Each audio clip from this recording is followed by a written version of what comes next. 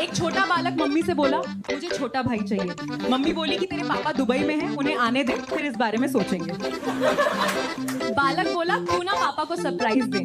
Mummy बोली, चुप हो जा कमीने, तू वैसे भी पापा के लिए सरप्राइज है, अब और नहीं। नर्स बोली, बधाई हो, भगवान ने आपको बेटा दिया है। वैसे आपने क्या मांगा था, बेटा या बेटी? महिला बोली, कुछ भी नहीं मांगा था बहन, बस नहाने गई थी, इसके पापा से तौलिया मांगा था। एक थकी हुई भाभी को बस में बैठने की जगह नहीं मिली तो एक सीट पे बैठे छोटे लड़के से पूछा, खड़ा हो जाएगा क्या?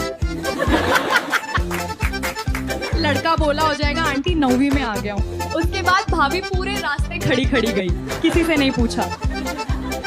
Like and subscribe. हरियाणा में एक दामाद सर्दियों के दिनों में अपनी ससुराल गया। उसकी पत्नी का नाम था दामो और उसकी साली का नाम था बदामो। उस गांव में रिवाज ये था कि पति पत्नी बहुत कम मिल पाते थे, तो दामाद ने अपनी सास से इशारों 2 पंक्तियां कही। उड़ता पंछी बोल रहा से आपकी पाला खूब पड़ेगा, 2-2 जने मिलके सोइए, नहीं तो एक जरूर मरेगा। सास समझ गई कि दामाद क्या इशारा कर रहा है। उसने भी जवाब दिया, दामो संग बदामो सोबेगी और तेरे संग तेरा साला, मैं बूढ़े संग पड़ी रहूंगी, के कर लेगा पाला। एक दूल्हा सुहाग रात में अपनी बीवी से रोमांटिक अंदाज में बोला, मैं आपकी ले लूं क्या? दुल्हन शर्माते हुए बोली, हमने तो कभी गैरों को भी मना नहीं किया, आप तो फिर भी अपने हो। एक जीजा अपनी साली को किस करता है और पूछता है, कैसा फील हुआ?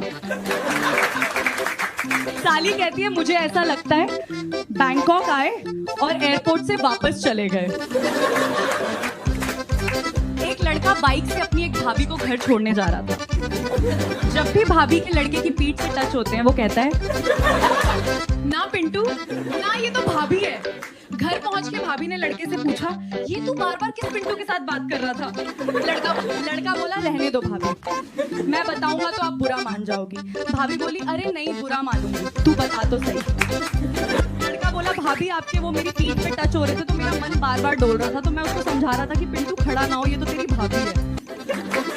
भाभी बोली, ध पगले, भाभी तो मैं तेरी हूँ, पिंटू की नहीं, चल आजा घर के अंदर।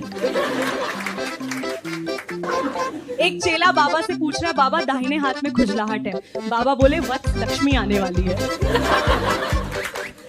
चेला फिर बोला, बाबा दाएं पैर में भी खुजलाहट है। बाबा बोले, यात्रा का योग बन रहा है। चेला फिर बोला, बाबा पेट पे भी खुजलाहट है। बाबा बोले, उत्तम भोजन की प्राप्ति होगी। चेला फिर बोल पड़ा, सामान में भी खुजलाहट है। बाबा बोले, दूर हट साले, तुझे खुजली की बीमारी है।